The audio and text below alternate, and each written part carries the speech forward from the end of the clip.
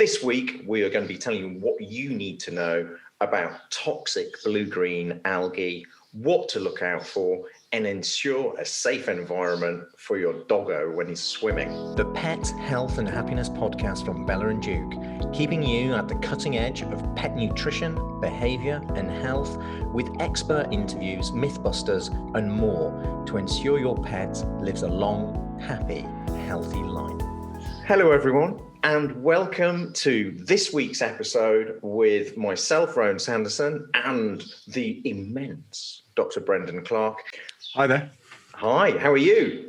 Looking forward to the summer. The perpetual refrain of the UK. Now, this is actually quite a big topic, but what we're going to try and do is condense it all down. It's something I believe is massively overlooked and potentially very dangerous for your dog's health. I mean, immensely. Yet we seem to think that letting our doggos swim everywhere and anywhere they want to, it's just natural behavior. And let's be honest, they're cute, they're funny. Kismet's in and out of the water. She likes to go and pick up a ring, a frisbee, a stick. If I need saving, well, I'm on my own. If a ball needs rescuing from a wave, she's in there like Flint. Now, but really moving water isn't the problem here, is it? It's more still water. So, first of all, what is toxic algae, Dr. Brendan? Okay, so we see these algal formations in water, usually expanses from reservoirs through to lakes, even large ponds, any still water particularly, where the water warms with the heat of the sun, and these algae effectively take advantage of that, warmth and excess light to really effectively reproduce massively across the whole waterbed. So, very closely related to the seaweeds and pond weeds and things like that. But actually, you've got small organisms which are effectively just free floating in the water and multiplying and can effectively stick to your dog's coat as they swim through the water. Okay. Now, these obviously aren't to be confused with spirulina or chlorella, some of our favourite superfoods, but they are quite similar, aren't they? Yeah, and so all effectively grow in response to and photosynthesize in response to light. But some of them do have a toxic effect, and that's the issue that we've got here if your dog's swimming into those blooms. Okay. As you would for yourselves as well. Yeah, and that's a really good point, everybody listening. Please, look after yourselves as well as your pets. So, hot summer's day, UK, been in lockdown, ready to go out and make the most of it. What are the signs that people should be looking for? People might say, well, that's a bit obvious, a load of blue-green algae, but it's not quite that obvious, is it? No, it's not. I mean, often when you look at the expanse of water, you won't necessarily see that. Now, in the UK, we're really fortunate. There's a lot of people know about this, and there will be the water boards generally will put out signs to warn people that blooms are likely in the summertime. So you may see a board up saying, be aware, blue-green algae. And what it's meaning is this is not ideal swimming water. Okay. Yeah. So be aware of that. And I think I'll take this opportunity just to also say, guys, not every dog is an A1 swimmer. I've had little videos sent to me of, bulldogs which have ended up going into the water, owners thinking they could swim, and they've ended up scuba diving along the bottom of the river before, the owners going in and fishing them out. So, be aware, not all dogs are water babies. Please try and make sure that they're swimming safely first and that they are coping well.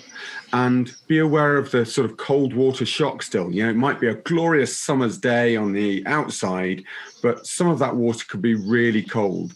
And, that's not only a danger to your dog, but a danger to you if you're thinking you're going to dive in and save them. So please be cautious when your dogs are swimming.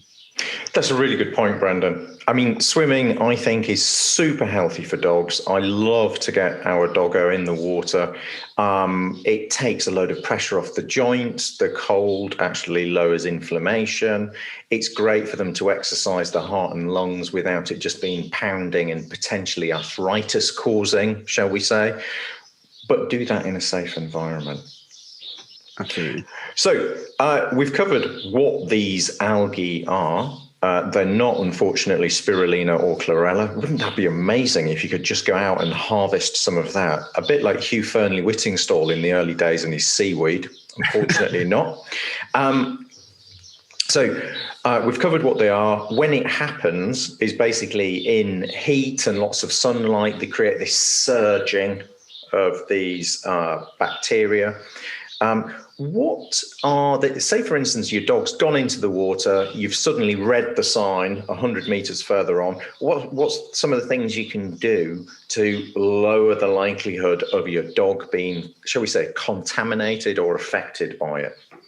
Yeah, so the biggest concern is not just that the dogs are going to ingest water when they're swimming, but actually when they come out, if they've been covered in the algae, that gets into their coat. And we all know that dogs will lick their own coats. And so sometimes it's a case of you'll put them back in the car and you think, oh, I'll wash them off when I get home. By the time you've got home, they've effectively groomed themselves through already. So things to do is look at, one, is there another clean, free running water course, okay, that you can rinse them off in? Okay, to get as much of the green staining out of the coat as possible. Okay, it's your visual indicator, but if you can give them a thorough rinse through, if there's a hose pipe or a beach shower or whatever around in some of these places, a toilet block that you can wash them off with the taps and things like that, then that's what to do. Okay, just copious amounts of water, flood the coat and try and wash off as much as you can.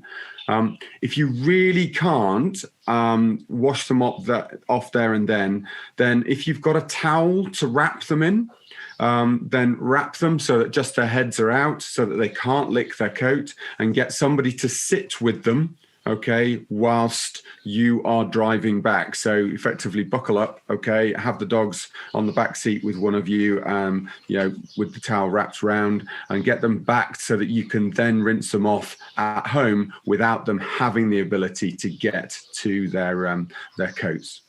Brilliant. Great advice. It's very simple advice. It's the type of thing you want to know and have kind of there in your mind's eye, so you don't think afterwards, oh, if only I'd thought of that. Yeah, exactly. The whole idea, simple, effective. That's what we're always looking for. What the big wins. Rinse your dog's coat off. If you can't do that, prevent them grooming with a towel wrapped around. What are the symptoms that people should look out for, Brendan? And at what point should you consider contacting your vet? Okay, I would say in these circumstances, if you've seen your dog be contaminated, okay, and you've managed to rinse them off, that's great. I would still put a call into your vet so that they're aware of the situation, because you don't want to be, calling them having realized that they've just closed for the day. Okay, or and they know nothing about it, or you may end up going to an out-of-hours provider in an emergency situation. When you could have gone down and they could have checked over and made sure that there's no other symptoms going on. Because the symptoms that they get, it can cause stomach upsets. So you can get, gastric upsets, vomiting, diarrhea. But actually, it's the organ issues afterwards that becomes more and more of a problem. And they can go into neurological syndromes with the inflammation and everything as well. But there's also this, what's happening to their kidneys and liver. And if the kidneys have gone into a failure situation, do they actually then get into a position where you can't recover their kidneys? You can't replace their kidneys. So okay, wow.